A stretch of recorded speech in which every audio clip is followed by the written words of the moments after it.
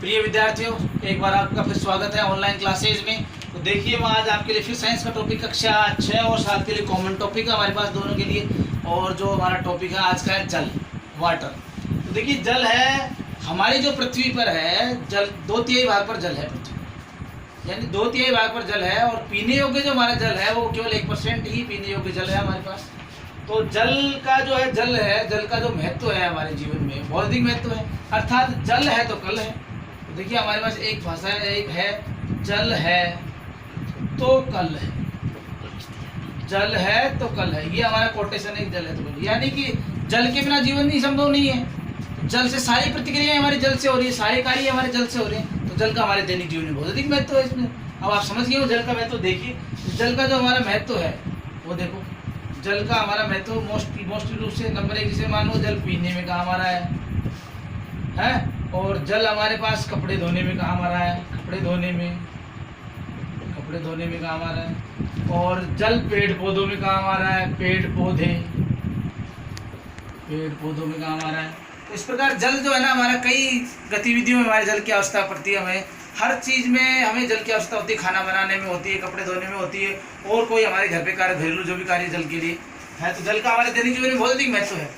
और ये जल, अब हम ये देखेंगे जो जल का महत्व है हमारे पास, ठीक है, जल का महत्व है। तो जल की प्राप्ति कैसे हुई, जल कहाँ से आया, जल कैसे बन रहा है। तो जल का जो जल की प्राप्ति है जो, वो देखो हम देखते हैं जल की प्राप्ति।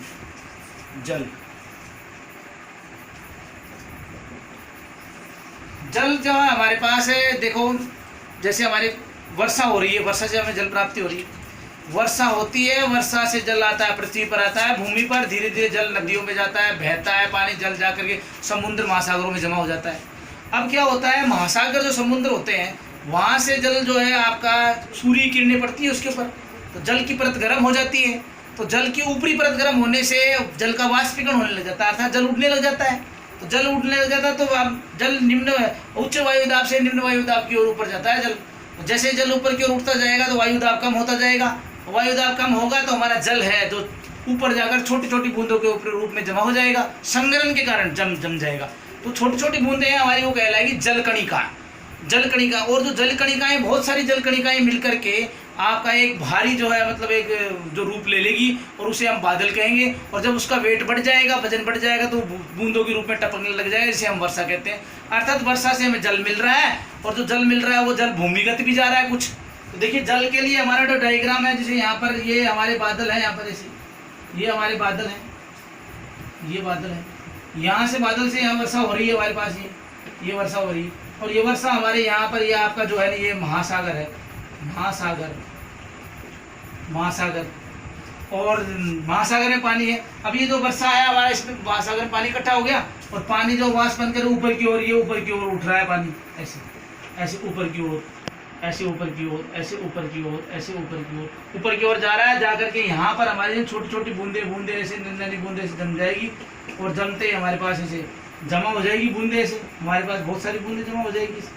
तो बहुत सारी बूंदे जल कणिकाएं हैं। ये जल कणिकाएं जो है विस्तृत रूप ले लेगी, बड़ा हो जाएगा ये, और ऐसे बादल का रूप ले लेगा, और बादल से टपकने लग जाएगा। तो इस प्रकार ये बूंदे नीचे की ओर टपक जाएगी और वर्षा होने लग जाएगी। इस प्रकार वर्षा से हमें जल प्राप्त हो रहा है, और जल से वापस हमारी वर्षा हो रही है। इस प्रकार ये जो चक्र है, इसे हम कहते हैं जल चक्र। ये जल चक्र प्रकृति में निरंतर लगातार चलता रहता है। जल आता है, वापस बादल बन जाते हैं, बादल से फिर वापस वर्षा हो जाती है।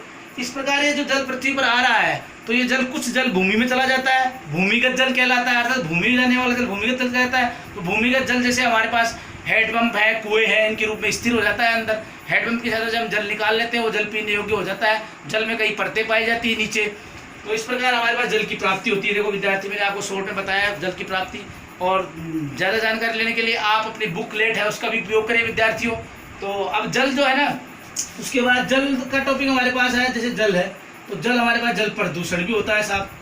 जल प्रदूषण यानी जल का दूषित होना, यानी जल में कुछ अवांछित पदार्थ मिल जाने से जल गंदा हो जाता है, जल पीने योग्य नहीं रहता है। जल खराब हो जाता है, इसे ही हम जल प्रदूषण कहते हैं। जल प्रदूषण के कई कारण हैं, जैसे मान लो हमारी फैक्ट्रियां हैं, फैक्ट्रियों में कार्य हो रहा है, वहाँ से निकला हुआ रासायनिक पदार्थ है वो हम जल में बहा देते हैं, जल में जल गंदा हो जाता है। मलमूत्र त्यागने से जल गंदा हो जाता है। कई प्रकार के अवांछनीय पदार्थ जो हमारे कचरा वगैरह डालने से जल गंदा हो जाता है, तो इस प्रकार जल दूषित हो जाता है। तो ये बहुत बड़ी हमारे सामने आज हमारे देश में ये बहुत बड़ी समस्या है, बहुत विकट समस्या है जल की। जल प्रदूषण नहीं हो इसके लिए हमें सजग रहना पड़ेगा और प्रत्येक व्यक्ति को इसके प्रति मतलब आगे बढ़कर हिस्सा लेना चाहिए, जल को बचाना चाहिए। और एक हमारे पास जल सुरक्षा का भी है, जल को हमें सेविंग करना चाहिए। जैसे कि जल का बचाव कैसे करें, जैसे हम कपड़े धो रहे हैं तो कपड़े धोते समय हमारे पास जो जल आ रहा है उस जल को हम नाली में डाल करके हमारे पेड़ पौधों में दे दें, जो पेड़ पौधों की वृद्धि हो जाएगी।